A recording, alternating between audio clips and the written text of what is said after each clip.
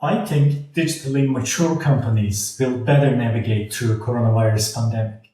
The reason is they've changed the way they lead, which is really different than traditional organizations. In this video, I'll talk about this shift. I'm Mehmet Akal. I help companies to define digital business strategies, and I support their innovation capabilities. I also support their leaders to upgrade their leadership skills for a digital age. I'm a senior consultant with the Oxford Group. Let me first tell you, what does a digitally mature company mean? In a recent study, leaders of large enterprises evaluated how close their organization is to an ideal one. They think of an ideal digitally mature company in terms of utilizing digital technologies to improve how they work, engage talent across the organization, and drive new value-generating business models. This study is conducted by MIT Sloan Business Review and Deloitte Consulting. Each year, they send out a survey to 4,000 leaders and interview hundreds. I'm providing a link to this webpage where you can find the results of different industries. Now, have a look at the black curve. This represents the average of all answers.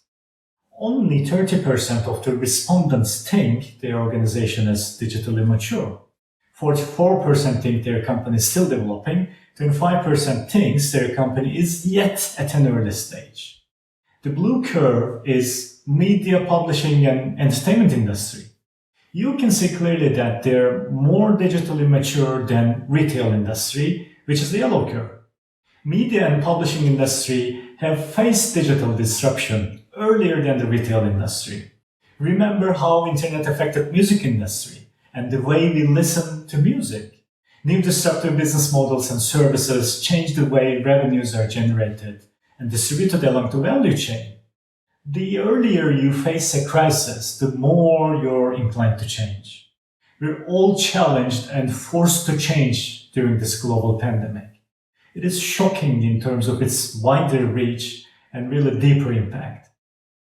These red dots are oil tankers stranded along coasts, fully loaded. Why? Because there's no demand.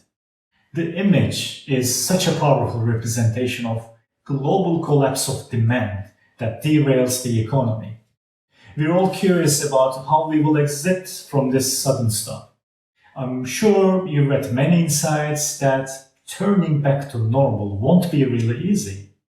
Digitally mature companies are more adaptable to navigate this crisis we're living in. They're trying to understand expectations and concerns of their customers from the earlier weeks of the crisis. They're trying to predict expected shifts in the economy and which new customer habits will stick. They're reviewing their customer jobs to be done to serve them in new ways. They're already testing prototypes of new services and products. The reason they're being successful at this effort isn't because they use emerging technologies, have smarter people, have more resources. Their business culture enables them to think differently and act rapidly. Employees feel more psychologically safe compared to traditional organizations.